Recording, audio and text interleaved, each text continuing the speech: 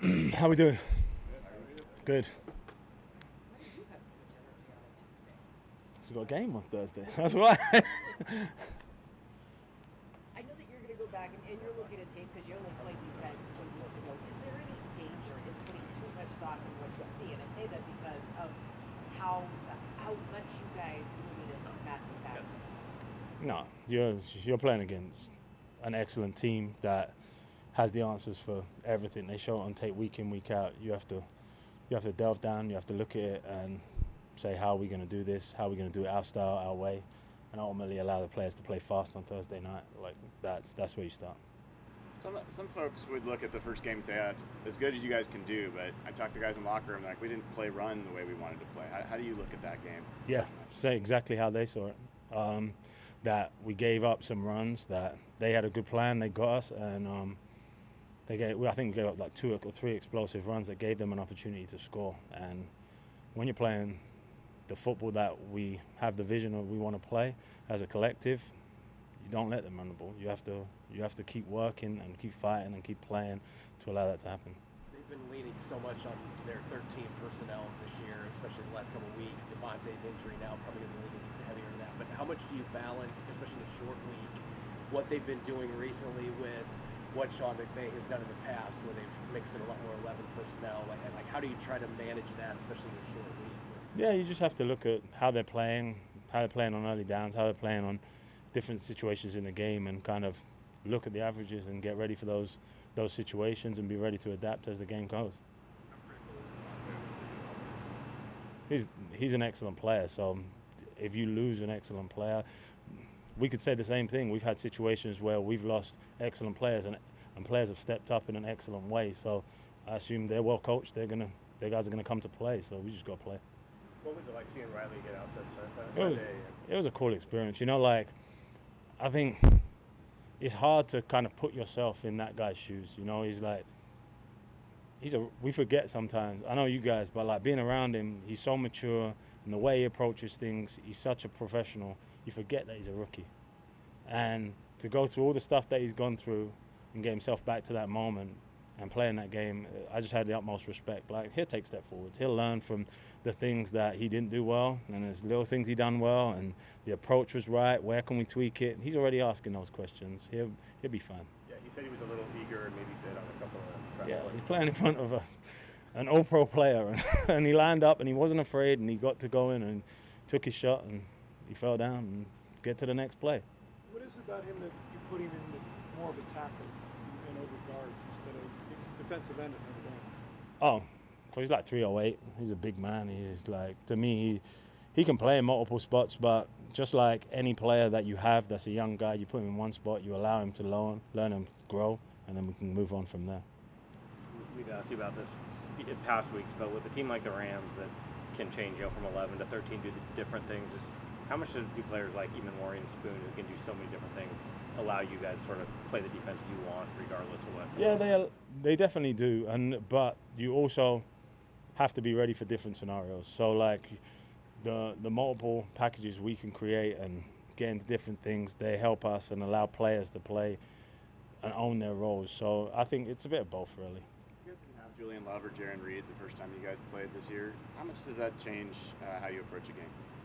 I wouldn't say it changes. I think when you add them, you get the spark that some of those guys give you, and I don't really look like right now. With the players that play, you have to build a plan that works for them always. I say if it's Leo or if it's Rylie, you know, like you have to look at what these guys can do really well and feature them in the way they need to be featured. How do you feel like the pass rush has been performing the last few weeks? I thought last week, I know this is going to sound a bit strange to you guys, but last week was one of the best I've seen us play. I said it to the D-line the other day, is that when you start affecting the passer on a high level, you can alter the way the game's played. Like, speed up the clock, you can change the way. And we face two teams that have played a game where it's run and the ball comes out at an extremely fast rate. And what that does is suddenly at times when there's times to throw the ball and there is actually time to rush, it slows you down because you've got into this mode of like, ball's just coming out, I'm not going to get there. But I thought last week they went. And I thought they got off the rock, they pressed the blocks, they played the run excellence, got themselves in those positions, and they probably had like 2 or 3 ups the whole game, and they got close. You know, like they played a QB that was getting the ball out, and I was happy with him. When we talked to Mike yesterday, he said Byron Murphy is absolutely dominant, probably single-handedly won us the football game. Just kind of, what do you kind of make of the game that he had, kind of where he's at now in year 2 and everything? You kind of seeing I think Byron's playing at elite level, especially on early downs. I think sometimes on the 3rd down, he's got to keep pushing to get his win so he can play in all these down and all these situations at an extremely high level. But when he's on, he's pretty much unblockable. And the 2, I thought both of them, him and Leo, played at an extremely high level last week. Getting Rylie back into the rotation, how much can that help everybody else add another body to that rotation as you get to these late season games? Yeah, definitely. And but it's just also, you've got to have the mindset of allowing him to develop.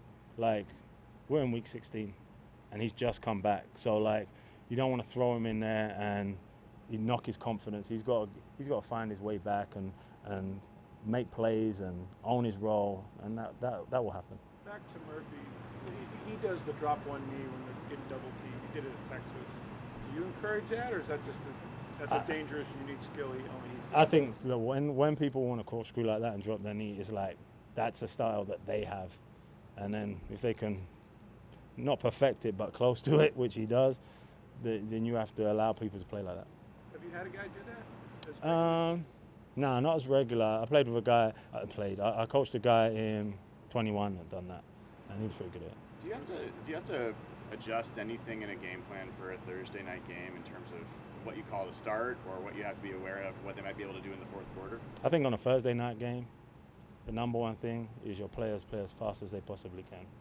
You know, you need to see the best version of them. So like, it's giving them a plan that is about them, and that's what we're trying to do.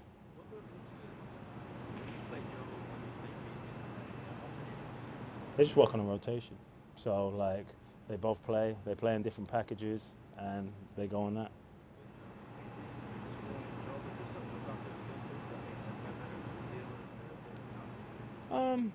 No, not really, but all 3 of them, like, normally you think sometimes guys are in the boundary that can handle the X. I think all 3 of them can handle the X.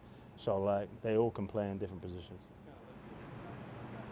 It's a good luxury. How much do you game plan for players on opposing teams versus schemes? Both. You always have to.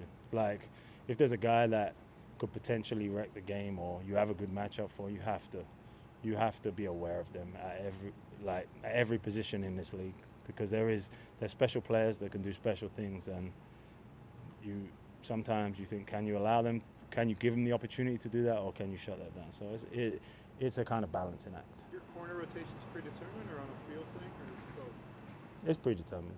Yes. This drive you're playing this game. This Yeah. drive you're playing. Yeah. Colby Parkinson's kind of become a big threat for them Yeah. last month. He obviously played here before you guys got here. But what kind of threat has he? I mean, what happens? He shows up all over the field, especially in the red zone. He's doing a great job. Like, he is. He is a threat, and you have to see that. Anything else? Thanks, guys.